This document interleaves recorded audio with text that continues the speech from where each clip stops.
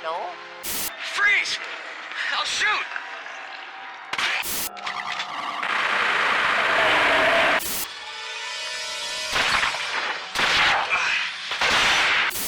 How do you know about that? Aren't you Maria? All that matters on the chessboard are good moves and the actions you take to achieve this result. What I do is bide in the shadows, where I can strategically exploit the most vulnerable pawns. But this time had to be different. This time, I had to involve my hand directly.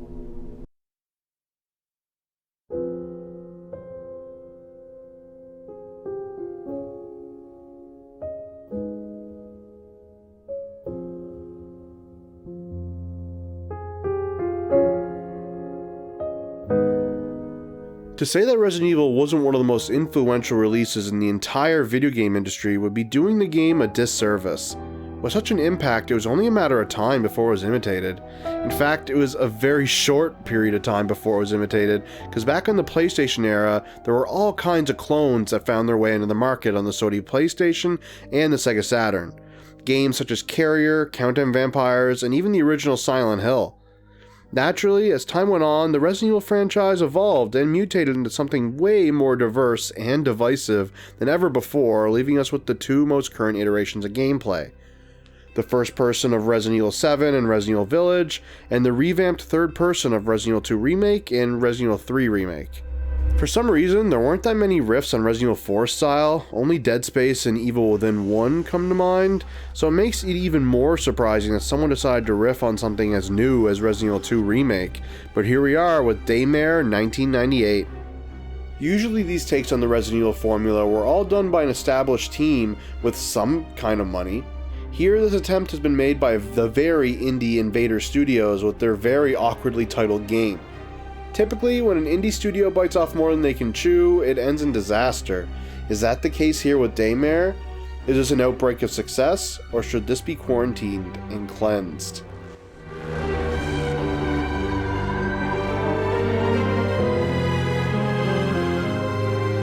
Daymare 1998 is set in the small town of Keensight in the unsurprising year of 1998, and focuses on three different characters who have to find a way to survive during an outbreak of a powerful bioweapon.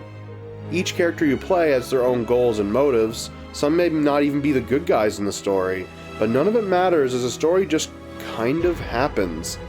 It's almost like the game had an extended universe outside of the game that they wanted you to read up on before playing, but it seems that's not the case. Instead of telling a cohesive story in the game, they want you to read the novels they wrote that masquerade as the notes you find. Now, they aren't really novels, but the vast majority of the notes definitely zoom past the realm of reasonable reading, and this is the avenue they go to explain their story, and I gotta be honest, I stopped reading them after a while. When I noticed I spent more time reading than actually playing at points, I limited myself to only reading the reasonably lengthed notes. That isn't even to mention that some notes just have codes in them. These notes want you to go to a website to put these codes in to unlock more to read. Safe to say, I wasn't having any of that, and while this may kneecap how much of the story I understand, it doesn't seem to matter as it doesn't really amount to anything in the here and now. In Resident Evil, you learn about the threat of Umbrella before anything happens, as it is in the isolated mansion, only for it to happen on a more serious level in Resident Evil 2. Here, the horrible thing just seems to be isolated to Keensight for testing, and by the time you learn what's happening, it's already happened. To top things off, the lore doesn't relate to the ongoing story at all, which is hard to even understand on its own. One character wants revenge, one character has mysterious, evil motives that are kinda stupid, and the other character wants to find another character. Compare that to the game this one is trying to emulate, and you quickly notice that things are unfocused. Now that's not to say everything is negative, as Invader Studios have built their own detailed world that they could expand on in the future, but for now, it is a convoluted mess that doesn't exactly go anywhere. Compounding the confusing story bits, the game ends with a gigantic and confusing info dump that just raises more questions as often as it offers answers. The best part of the story is that the dialogue is often ridiculous and almost like it was written by aliens, though the team is called Invader Studios, and it definitely comes off more like Resident Evil 1 than Resident Evil 2. In the end, if the story is what you are looking for, you might be a little disappointed in Daymare 1998.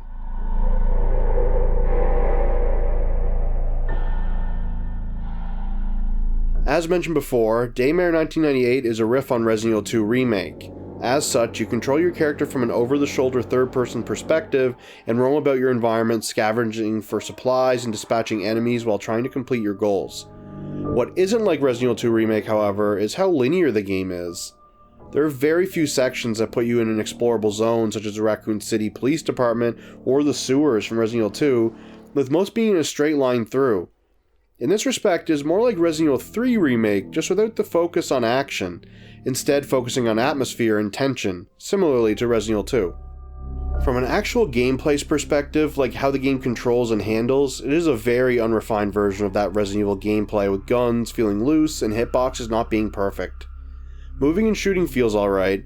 Moving is how you'd expect it to feel, and you run by holding the L1 button, and you can sprint by running and clicking the left stick. But you'll notice that you'll miss some shots if you aim for the head, making body shots safer. This tactic is more draining on your limited resources, which becomes a problem down the line, or when there are more than one enemy coming at you, putting you in a tight spot often. Each character only gets 3 weapons throughout the entire game, so the variety there is low, as they consist of handgun, shotgun, and magnum, but it does let the game be more scarce with ammo, as you don't have 1,000 guns to cycle through. This means you won't be pissed when you happen to find ammo, as it won't be for that spark needle gun you have locked in your storage somewhere, which is a good thing in my opinion. Just like in Resident Evil 2 and 3, you have a quick select weapon switch mapped to the D-pad, but here it isn't that quick, and if you accidentally tap the button twice, your character will foolishly unequip that gun, leaving you vulnerable. You should switch well in advance, or have switches planned to compensate for this, as you should plan reloading, as that is a whole thing in this game. Here in the horrible world of Daymare 1998, reloading is an entire mechanic on its own. Sometimes. For the shotgun and magnums, pressing the square button will reload a single bullet or shell, and holding the square button will reload for as long as you hold the button or until the gun is fully loaded. This alone is awkward enough, but let's talk about the handguns and the one automatic weapon the least played character has. You see, handguns have their own way of reloading, and I assume that when they were in the board meeting coming up with this mechanic, the word innovative was on the board and circled by at least 4 different colored markers, as this is what happens when someone tries to innovate without thinking things through. To reload a handgun during gameplay, you need to use a clip that the character either starts with or finds out and about.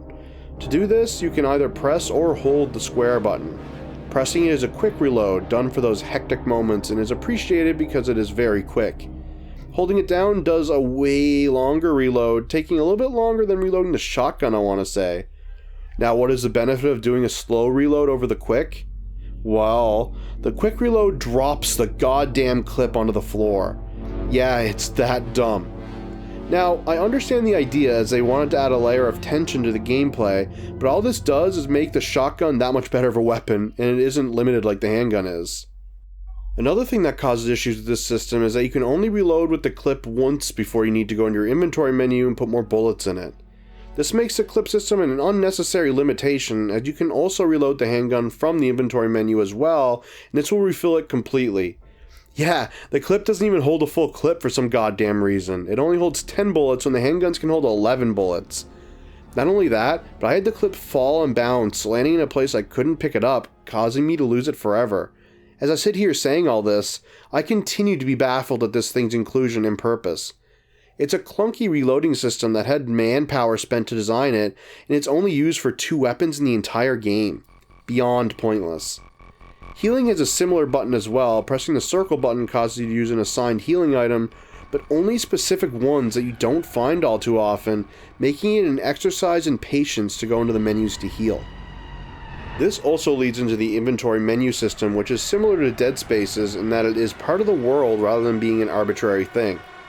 Your inventory and other menus are on a device mounted on your wrist, sort of like the Pip-Boy in the Fallout series, and houses your items, health, files, and map. Yes, it's frustrating that there is an equip map button, but outside the one classically designed zone, I never looked at it once. The biggest frustration with the menus is just how slow they are. Not only are they slow, but they are slightly laggy as well, making it hard to do anything on the fly. Even bringing the menu up is a risk, making the touchpad a kill me button in tight spots, as the menu doesn't pause the game, much like Resident Evil 7's. This makes the handgun useless in larger encounters, as you get 11 shots with it before you need to use something else or risk getting hurt. There are also save rooms and hidden rooms, but I feel there's not enough of a tell for them. The save rooms are few and far between, but they allow you to manually save and to store some items as well as trade some items in for others, which isn't that helpful as it always wants good items for other good items. There isn't much more to them than that, and the hidden rooms are pretty unremarkable as well. They might hide some more lore and supplies, but nothing beyond that. Another underutilized thing is a hacking minigame that is used to get into optional rooms using a wire item you can find. All it requires is for you to press L1 and R1 when 2 meters overlap a bright moving line on a bar, and you are given plenty of time to do so. Even doing the ones labeled as hard, it was easy as cake.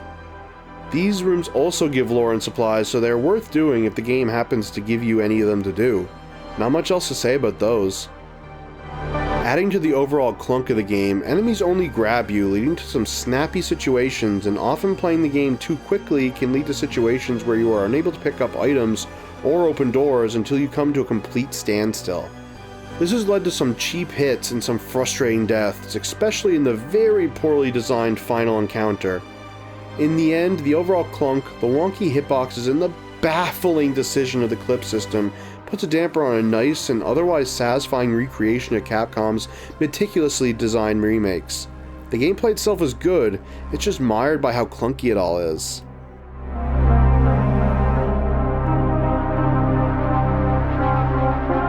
What would a Resident Evil clone be without things to shoot dead? This may not be a Resident Evil game, but it does have plenty of zombies, and that's pretty much it. There are 2 other types of enemies outside bosses, but they're used pretty infrequently, thankfully, as one is invisible and the other is incredibly tough to kill and deals mega damage. The regular zombies have the uncanny ability to get cheap shots on you and only grab you. To escape from a grab, you mash the X button and hope you can break free before they do too much damage, which is sometimes too much to ask for. There isn't any variety in how they behave, but they do have a few unique models, giving them some form of visual variety, though I have experienced bugs where I couldn't break free, giving them a free kill on little old pissed off me. The other 2 types of enemies just do what the zombies do not. One punches you and the other shoots something at you.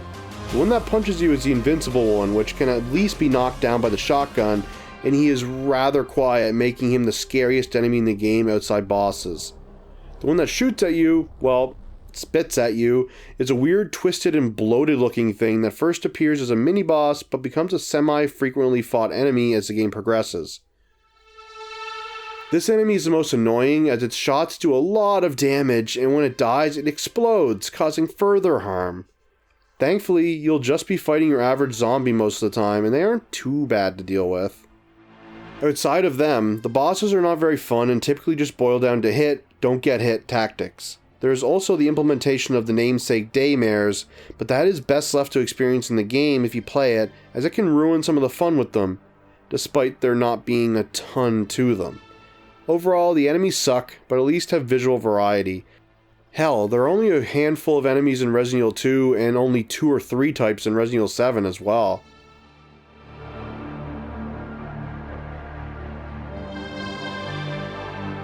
As mentioned several thousand times prior in this review, Daymare 1998 is an indie game. When it comes to an indie game, not every indie studio is Red Barrel, Playtonic, or Yacht Club, and are made up of 1,000 to 1 billion industry vets that can absolutely nail what they're going after.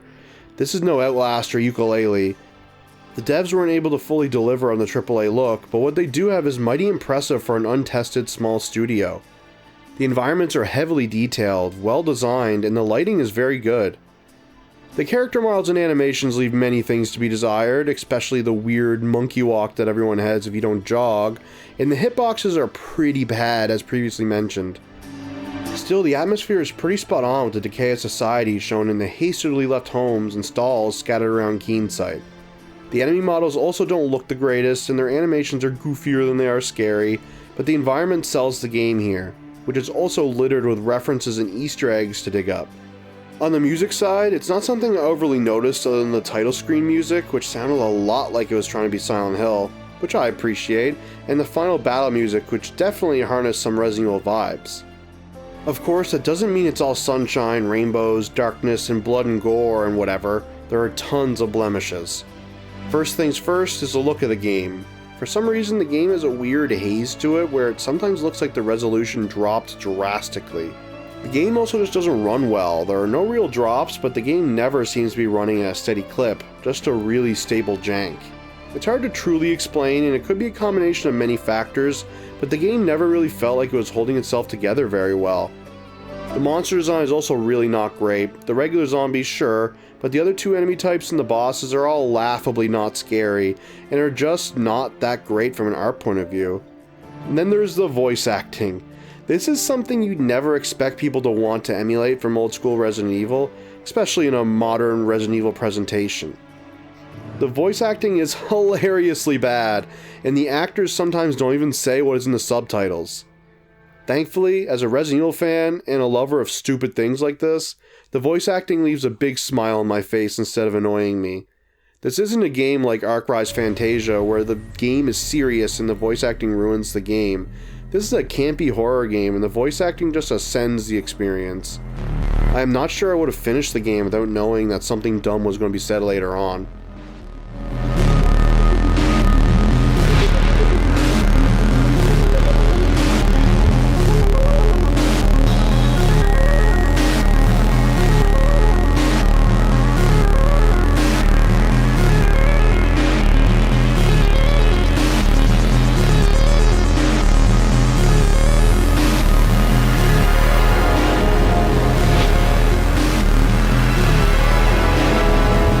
Daymare 1998 a bad game is a tad harsh, I want to say.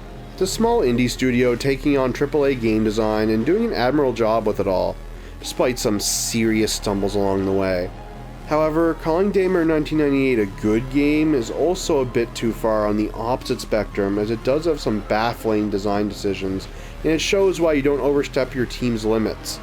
It all results in a curious game for horror fans that'll give you a laugh, and maybe some mild spooks before you set it down and move on to whatever other spooky game happens to release. Calling Daymare 1998 an earnest attempt at merging both the modern and classic Resident Evil is on point, I feel, and it's what I'm going to go with.